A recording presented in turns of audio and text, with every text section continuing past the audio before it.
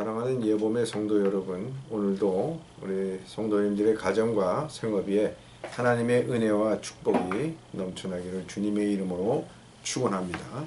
또한 코로나19로 인해서 방역의 최전방에서 수고하시는 모든 간호사들과 의사들과 약사들에게 하나님께서 은혜와 평강이 넘쳐나기를 주님의 이름으로 기도합니다.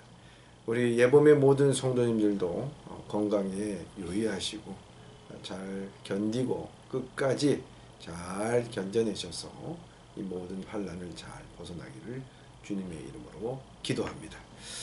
오늘 저는 이 새벽 시간에 주시는 하나님의 말씀은 잠언 14장 6절의 말씀입니다. 제가 봉독하도록 하겠습니다. 거만한 자는 지혜를 구하여도 얻지 못하거니와 명철한 자는 지식 얻기가 쉬우니라. 다시 한번 읽겠습니다. 거만한 자는 지혜를 구하여도 얻지 못하거니와 명철한 자는 지식을 얻기에 쉬우니라 하는 말씀입니다. 저는 오늘 이 말씀을 통해서 우리 성도들과 함께 이 아침 시간에 묵상해보자 하는 것은 실패한 이유, 성공한 이유입니다. 실패한 이유, 성공한 이유입니다. 누구나 성공적인 인생을 살고 싶어 합니다. 그러나 인생을 살면서 실패하지 않는 사람이 있을까요? 실수하지 않는 사람이 있을까요?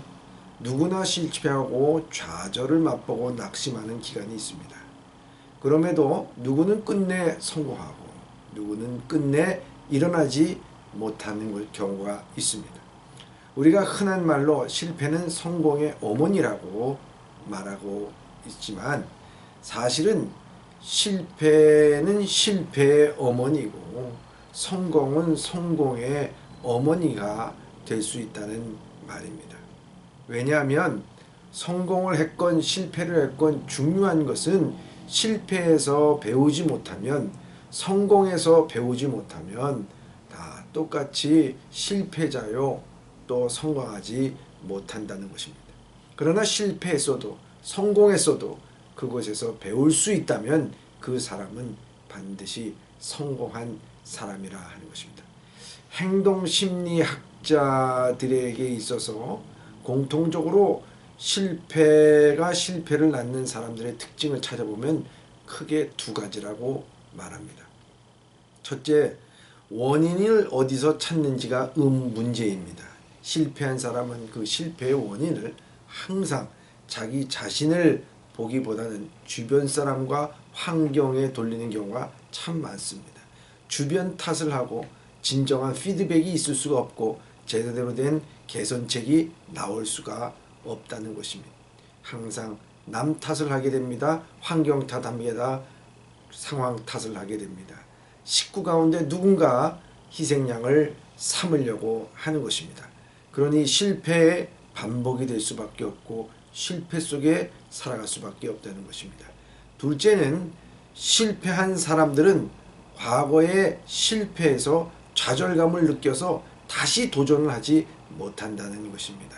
그래서 한번 실패하고 나면은 심하게 좌절하고 다시 도전할 생각을 할 수 없기 때문에 실패 가운데에서 살아갈 수밖에 없고 자기 자신을 실패에 가두게 된다는 것입니다. 그러나 성공하는 사람은 자신을 바라봅니다. 그리고 자신만이 아니라 이 성공을 위해서 수고했던 수많은 사람들을 함께 생각하면서 감사하고 그 성공에 대해서 겸허하게 된다는 것입니다. 그때 많은 것을 깨닫게 된다고 하는 것입니다. 오늘 본문의 말씀에 실패한 사람의 전형적인 모습을 말씀하고 있습니다. 그것은 바로 거만한 자는 지혜를 구해도 얻지 못한다고 말씀하고 있습니다. 즉 그는 지혜를 구하여도 얻지 못하는 것은 그 원인이 어디 있느냐? 자기 자신의 거만에 있다는 것입니다. 사랑하는 예봄의 성도 여러분, 바다에는 수많은 수백 개의 줄기의 강물을 받아들이는 넉넉한 마음을 가지고 있다는 것을 우리가 알 수 있습니다. 세상의 모든 분야에는 사실 나보다도 더 뛰어난 사람들이 참 많이 있습니다. 그렇지 않습니까? 그러므로 모든 일에 이 전문 지식을 가진 사람들에게 물어보는 것이 참 좋은 방법입니다. 쓸데없이 허세를 부리거나 자존심을 세우거나 물어보지 않으면 영원히 지혜를 얻지 못합니다. 이렇듯 성공적이고 지혜로운 사람은 항상 자기 자신을 하나님 앞에 피조물에 지나지 않는다는 것을 깨달으며 부지런히 하나님 앞에 자기의 지혜를 구하는 사람들입니다. 겸허하게 자기의 지혜를 구하는 자들입니다. 다윗은 시편 8편에서 이렇게 고백을 하고 있습니다. 여호와 우리 주여, 주의 이름이 온 땅에 어찌 그리 아름다운지요. 주의 영광이 하늘을 덮었나이다. 주의 대적으로 말미암아 어린아이들과 젖먹이들의 입으로 권능을 세우시며 이는 원수들과 보복자들을 잠잠케 하려 하심이니이다. 주의 손가락으로 만드신 주의 하늘과 주께서 베풀어 주신 두신 달과 별을 내가 보니 사람이 무엇이간게 주께서 그를 생각하시며 인자가 무엇이기에 주께서 그를 돌보시나이까 고백합니다. 다윗은 그를 해하려는 자들과 공고한 인생에 있어서 자신을 실패하고 좌절할 수 있는 현실에서 그는 눈을 들어서 땅을 보지 않았습니다. 세상을 보지 않았습니다. 그는 하늘을 바라봤습니다. 아니, 하나님을 바라봤습니다. 하나님을 바라본 것도 있지만 하나님께서 지으신 천지를 바라보며 달과 별들을 보게 되었습니다. 그랬을 때 그는 깨달았습니다. 하나님, 내가 무엇이간데 나를 위해서 저 달도 별도 그리고 하늘을 이렇게 지으셨습니까? 그 앞에서 그는 겸허히 무릎을 꿇어 하나님 앞에 찬양을 하고 다시 용기를 얻었습니다. 우리가 실패할 때 눈을 들어 하늘을 보지 못합니다. 땅만 쳐다봅니다. 그래서 땅이 꺼져라 하고 한숨을 쉰다고 그러지 않습니까? 그런데 다윗은 하늘을 봤어요. 아니, 창조주 하나님, 창조주 주께서 지으신 천지 창조를 본 것입니다. 그는 이미 그것을 볼 때 승리자였습니다. 성공자였습니다. 중국 송나라의 학자인 정의천이라는 사람이 있었습니다. 이 사람은 사람이 불행한 것이 세 가지가 있다 이렇게 말하고 있습니다. 불행한 세 가지가 뭐냐? 첫째는 젊은 나이에 과거 시험에 급제하는 것이라 말합니다. 젊은 나이에 급제했어요. 그리고 두 번째는 부모의 권세를 힘입어 좋은 벼슬을 얻는 것이 두 번째 불행이라고 말합니다.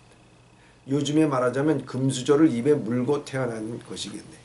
세 번째는